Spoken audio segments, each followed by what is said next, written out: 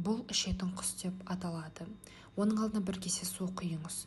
Ол тұмсығын соған түсіреді. Біраз уақыттан кейін құс басын көтеріп бірден қайта түсіреді. Егер сіз термодинамика туралы көп білмесеңіз, ол оны қуаттандыратын сыртқы энергия көзінсіз, басқаша айтқанда мәңгілік қозғалыс машинасынсыз мәңгілікке жалғасуы мүмкін сияқты көрінуі мүмкін. Бірақ бұл ойыншық мәңгілік қозғалыс машинасы емес, өйткені физика заңдары бойынша мәңгілік қозғалыс мүмкін емес.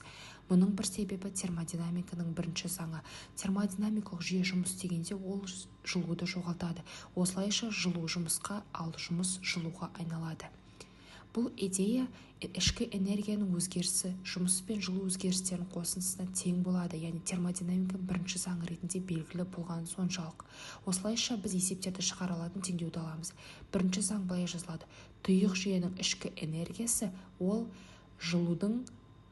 жүйенің жұмысынан азайтқанға тең болып табылады. Ішкі энергияның өзгерістері туралы айтатын болсақ, егер жылу жүйеге берілсе, онда Q оң болады, ал жүйеден жылу жойылса, Q теріс болады. Егер жүйеде жұмыс орындалса, онда жұмысымыз теріс, ал жүйеде жұмыс жасалса, онда жұмысымыз оң болады. Бұл құстың мәңгілік қозғалыс машинасы бола алмауының бір себебі. Оның қозғалысы стакан судан алатын энергияға байланысты. Ішетін құс қайнау температурасы төмен сұйықтықпен толтырылады. Температураның шамалы өзгеруі оны газдан сұйықтыққа және керісінше оңай айналдыра алады. Сұйықтық төменде, бу жоғарыда болады. Құстың басын тостағанға түсіргенде су болады. Құс біраз тербеледі, бірақ су булану кезінде құстың басындағы бу салқындап суға айналады және вакуум жасайды. Бұл вакуум құстың түбінен суды сора бастайды. Басы барған сайын ауырлай түседі және ақырында қайтадан суға батады. Бірақ басы суға түскенде құстың басына ауа көпіршігі көтеріліп, сұйықтықты түбіне қарай итеріп, құс тербеліп, цикл қайтадан басталады. Бірақ құсты одан әрі тербету үшін әлі де су қажет. Тостағанда су таусылғанда құс қозғалу тоқтатады. Жүйенің термодинамикалық қасиеттері әдетте қандай да бір ыдыстағы идеал газ бірінші заңға сәйкес өзгеретін процестердің 4 негізгі түрі бар.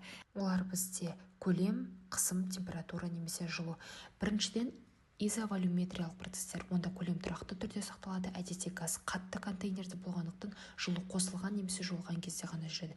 Егер жылу қоссаңыз, онда газдың қысымы сонымен қатар оның температурасы артады. Егер жылу жойылса, қысым мен температура төмендейді. Бірақ жылу қосылған кезде немесе алынған кезде қысым тұрақты болатын изобарлық процесстер біршама қызықтырақ. Олар ыдыстың көлемі өзгеруі мүмкін. Әдетте газ поршынды жылжыта алады. Жылуды қосқанда жүйенің көлемі мен температурасы артады, ал жылуды алып тастаған сайын көлемі мен температура төмендейді. Бұл изобарлық процестер жұмыс істей алатынын білдіреді. Алдыңғы эпизодтарда біз жұмыстың қашықтыққа көбейтілген күшке тең екенін айттық. Бұл жағдайда поршын қозғалатын қашықтық. Біз сондай-ақ қысым ол біздерде күш пен ауданға тең деп айттық. Яғни бұдан шығатыны күш қысым мен ауданның көбейтіндісін білдіреді. Бұл жағдайда поршын ауданына көбейтілген газдың қысымы болып табылады.